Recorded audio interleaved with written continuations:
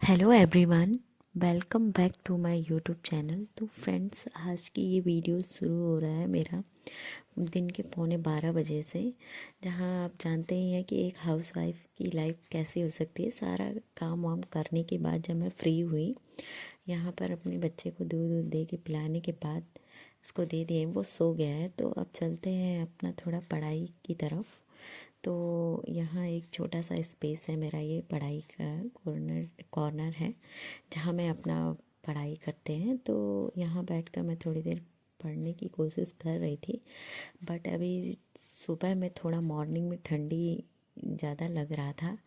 तो फिर मैंने सोचा कि यहाँ पे थोड़ी देर पढ़ते हैं। फिर उसके बाद मैं देखी तो ठंडी थोड़ा ज़्यादा ही लग रहा था। तो उसके बाद फिर मैंने सोचा कि अब बाहर की तरफ छत पे जाके थोड़ा पढ़ाई करते हैं। वहाँ धूप थोड़ी थी, अच्छी लग रही थी धूप भी।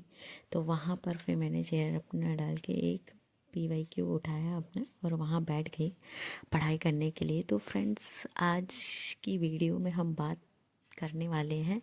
मुझे पता है कि LT ग्रेड GIC की तैयारी में दिन रात मेहनत कर रहे हो, और आज की वीडियो शायद उन सभी में काम की चीज़ होने वाली है। हम बात करने वाले हैं प्रीवियस ईयर क्वेश्चन पेपर की, PYQ की। हाँ, PYQ, जिसके बारे में सभी लोग बोलते हैं PYQ कर लो, PYQ ही सब कुछ है। लेकिन क्या आपने कभी सोचा है कि PYQ क्या है? मतलब क्या आप सही तरीके से PYQ कर रहे हैं? तो चलिए आज PYQ करने के कैसे करेंगे उसी पर बात करते हैं। तो PYQ सिर्फ पुराने सवाल नहीं है जो रिपीट हो सकते हैं। PYQ एक मिरर की तरह है जो आपको दिखाते हैं कि एग्ज़ाम का असली चेहरा क्या है।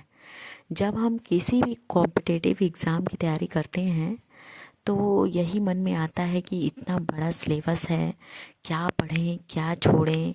इन सभी कन्फ्यूज़न में हम या तो सभी किताबें पलट डालते हैं या तो थ्योरी रटते रहते हैं। एग्ज़ाम आता है तब शौक लग जाता है। तो यही पे सबसे बड़ा हमारा जो समय होता है, उसमें हमको सबसे ज़्यादा PYQ ही बहुत मदद करते हैं। तो जैसे अगर हम बात करें, आप PYQ पढ़ रहे हैं तो पहले आप एक कोई भी टॉपिक उठाइए। जैसे आपका सब्जेक्ट हिस्ट्री है, ज्योग्राफी है, जो भी सब्जेक्ट है, तो आप PYQ लिए होंगे तो उसमें एक कोई भी टॉपिक उठाइए।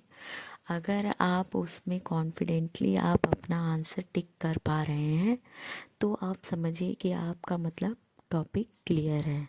अगर आप उसमें अपना आंसर कॉन्फिडेंटली टिक नहीं कर पा रहे हैं, मतलब आपका आंसर उसमें टिक करने में आपको मुश्किल हो रहा है या आपको कन्फ्यूज़न हो रहा है, तो समझिए कि अभी आपका कॉन्सेप्ट क्लियर नहीं है। अभी आपको मेहनत करने की मतलब ज़रूरत है।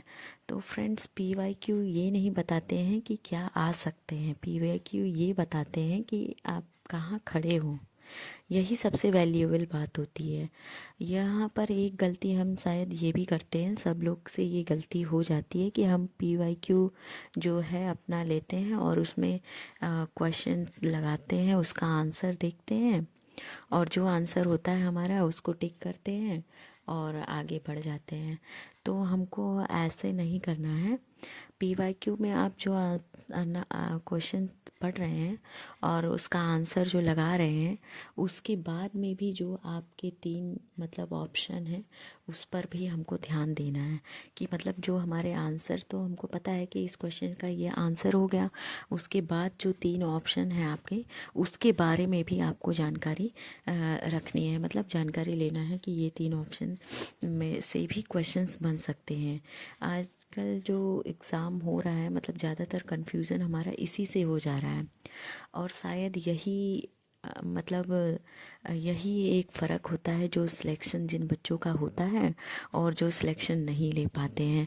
इन दोनों में कॉमन बात यही होती है कि जो सिलेक्शन जिनका होता है वो अपना PYQ इस तरीके से पढ़ते हैं कि मतलब क्वेश्चंस को इस तरीके से एनालिसिस करते हैं कि चारों ऑप्शंस के बारे में सब कुछ डिटेल्स होता है। तो हमको भी मतलब बस इसी बात का ध्यान देना कि अगर हम PYQ कर रहे हैं तो जो उसका मतलब टॉपिक है उसको हमारा कॉन्सेप्ट क्लियर है, और जो हमारे आंसर हैं उसके बाद में जो 3 मतलब ऑप्शन है उसके बारे में भी हमको पूरी जानकारी रखनी है।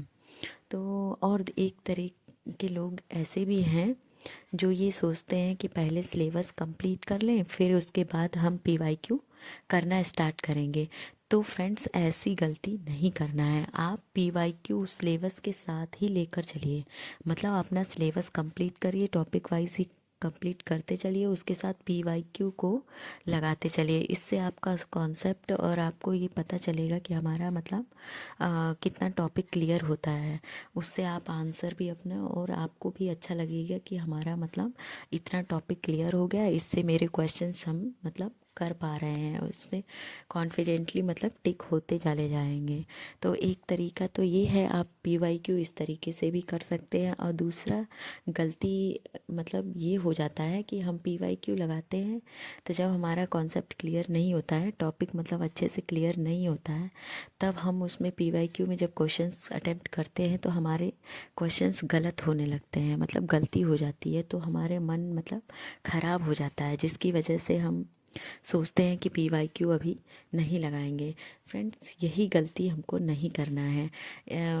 मन मतलब पीवाईक्यू में गलती हो जा रही है तो उससे मन ख़राब हो रहा है तो वो चलेगा, लेकिन अगर एग्ज़ाम में अगर वही गलती होने लग जाएगी तो वो फिर हमारे लिए मतलब दिक्कत हो जाएगी। कि मतलब पहले गलती हो जाए वो चलेगा, आप क्वेश्चंस कर रहे हैं, सॉल्व कर रहे हैं, उसमें चाहे जितनी भी गलती हो, लेकिन एग्ज़ाम में हमारे कम से कम गलती हो, ये मतलब हमारा मतलब होना चाहिए कि हमको इस तरीके से अपने क्वेश्चंस को करना है। और आप मतलब 25 ही सवाल करिए, 30 करिए, लेकिन डीप नॉलेज के साथ करिए, मतलब एकदम डीप में उसके सारे ऑप्शंस के साथ अपनी डीप नॉलेज रखिए, फिर जाके आप अपने क्वेश्चंस को अटेम्प्ट करिए। तो इस तरीके से पीवाईक्यू अगर हम करते हैं तो हम ज़्यादातर मतलब सिलेबस का 75% हमारा पीवाईक्यू से ही कवर हो जाता है। अगर आप सिलेबस के अकॉर्डिंग अपना पीवाईक्यू को अगर स्टार्ट करते हैं लगाना, तो आप सिलेबस का देखेंगे कि 75% आप उसी से कवर कर लेंगे, और जितने भी आपके क्वेश्चंस होते हैं मतलब जो भी, वो सब उसी से ही कंप्लीट हो जाएगा। तो इस तरीके से अगर आप पीवाईक्यू पढ़ते हैं तो आप ज़रूर ही मतलब अपना सिलेबस और कॉन्सेप्ट दोनों क्लियर कर लेंगे, और ज़्यादा से ज़्यादा क्वेश्चंस भी आप अटेम्प्ट कर पाएंगे। और पीवाईक्यू को हम लोगों को इस तरीके से ही पढ़ने में हमारे ज़्यादा क्वेश्चंस हम अटेम्प्ट कर पाएंगे, कन्फ्यूज़न बहुत ही कम होगा। तो फ्रेंड्स ये थी आज की वीडियो अच्छी लगी हो तो लाइक कीजिएगा, और आप कैसे पीवाईक्यू कर रहे हैं कमेंट में ज़रूर बताइएगा। मिलते हैं।